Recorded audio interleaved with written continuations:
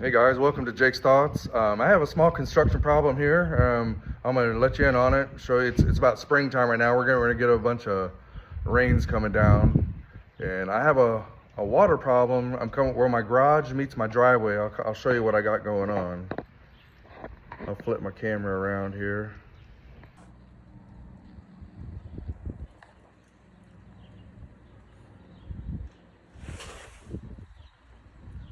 See, I'm ended up breaking out all that cracked sealant there, and what happens is it rains and water runs down the garage door, and this runs into this crack, and this runs underneath your concrete, which what that will do, that'll create it'll wash the dirt away. You'll have big spaces underneath your concrete where the dirt's not at, and when you drive on it, it'll eventually crack. See, that's what happens.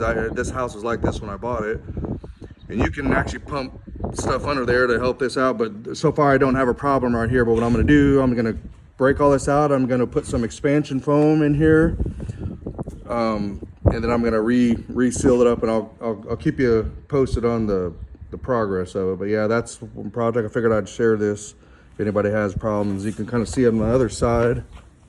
See what I'm saying? It kind of cracks. I'm gonna try to get a different kind. There's a little bit more. This dries. It's real brittle. This has been here about 3 years. It gets real brittle. I'm gonna try to get a kind that has more polyurethane in it. It tends to be a little bit more flexible. Let's see if I can find a better kind. But yeah, I'll keep you posted on this. Now, the first thing you want to do is you want to remove all these broken pieces. You want to get the crack cleaned out really good. Get all this loose stuff out. Yeah, so I got this, and I got this for those. Some of them, they get on there really hard. You just take a little chisel, and I got a hammer here. Just kind of get it on the edge. Careful not to break the edge of your concrete. Just a light tap will do it. Then you get this little deal, works nice. Scrape it out of the hole. And what I do, I'm gonna keep going all the way down the line. I'm gonna get all these broken, you can see. Get all these broken pieces out. All the way down the line there, I'm gonna take all that out. And then, once I get all this cleaned out, I'm gonna get it all brushed and make sure all of my loose debris out of there. Then I'm gonna cut some more insulation, and I'll fill the major part of this gap. I'll maybe leave myself like a 1/2 inch or 3/4 inch from the top, and I'll stuff some insulation on there, and I'll show you the process of that. I'll get back to it. I'll touch base with you in a second. All right, here I am back again. I got all that broken. Here's all the pile of stuff I pulled out of there. And here's all the tools that I got. Some knee pads, hammer, a little scraper. You can use anything. I did that, worked really good for pulling some of it out. And then a little chisel to kind of clean up the edges a little bit. And always protection, gotta protect yourself. Nice pair of gloves and some safety glasses, broom for sweeping up, and a shovel. That's pretty much the tools I use to break all this out. Here's how deep of a space I got. Here's a bad spot here. Kind of give you a reference point. But that's how deep this is. That's about a good 2.5 inches. So what happens is my garage door closes right about here. So all that water runs down the garage door and will run into there. So what happens is all that water will rush up underneath your driveway, and then it just kind of creates a big void. And we live in Iowa, so you got moisture in there, you got water in there, then it freezes, and what happens, it'll crack. Eventually over time it'll crack and break your concrete, and that's a no-no. This is really, really big deal if you have like a sidewalk or something that's up next to your house. And then you always want to keep water away from the footings and the foundations of your house, because it goes back down in and it goes into your footings, and then that's where water will come into your house, and eventually it just eats away at your bricks. It works your way underneath the floor of your house. So best thing, keep water away, redirect the water so it doesn't hit these spots. Number 2, that's your first line of defense. Keep the water away from that area. And number 2, because I don't have a big overhang right here, you have to seal the area with, I'm going to fill this, I'm going to get some aggregate concrete with rocks and stuff. I'm going to kind of fill that hole just a little bit. Then I'm going to put some expansion, like some insulation in there. And then I'm going to fill this gap up with like a polyurethane type of caulking. Here's the thing with caulking, eventually over time you're going to have to replace it. It's not going to last forever. The best line of defense is redirect the water, get the water away. So if your sidewalk is sloping towards your footing of your house or anything, that's the water's going to get there. But this is just where my garage meets my driveway. I don't really have, it's not close to my foundation, but I just don't want water getting in that crack. So that's where I gotta continue about my business. I gotta go get concrete, and I'll check back in with you later. See you. All right, the next part of this project, I got some water stop cement. It's a real fast, super fast drying cement. Just mix it up. You want to mix it up real soupy. You want to get it all stirred up. I'll show you what I'm talking about. I'm trying to do things. Yeah, you want to get it all stirred up, mixed up real liquid. You put a lot of water in it. So, because I want to be able to mix it up wet and stir it. This probably takes maybe 10, 15 minutes of stirring it up. And this stuff will set really fast. So mix it up wet. You want to stir it up for maybe 3 or 4 minutes, stir it up, and then I pour it into my crack. And I leave it maybe like an inch and a half down from the top. Then I'm gonna fill the rest with the insulation. So I'll keep you posted on the next step of it. Bye. All right, this is about the consistency that you want. It's kind of kind of give you a little, see, like that, a pourable consistency. But I'm gonna keep mixing it, you stir it up, keep mixing it, probably maybe 2 or 3 minutes, and it'll start to set just a little. You'll feel it getting a little stiffer, but you want to be able to pour it. Then you kind of use your little trowel here. Use your little trowel to kind of work it down and kind of pack it down in the little edges there. And I'll show you that step when I get to that. All right, here's the next step here. See, kind of pour it into that opening. Okay. Then you take your trowel here. Just kind of pack it in. Just kind of level it up because some spots are higher than others.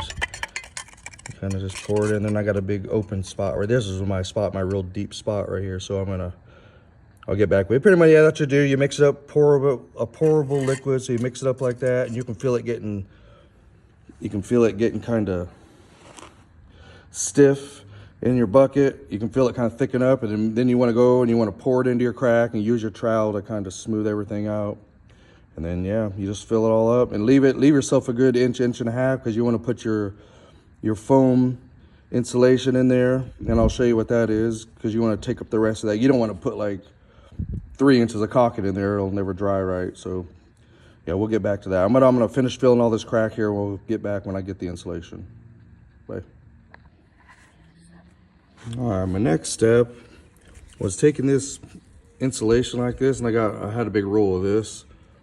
And this is just the right size. You kind of take it in this crack right there. You just kind of you let your little concrete, the concrete I put in there, you gotta let that dry a bit. You don't want to put it on there when it's soaking wet. But it dried probably 20 minutes, and it was pretty hard already. So I packed this in the hole, and all this does, this takes up space.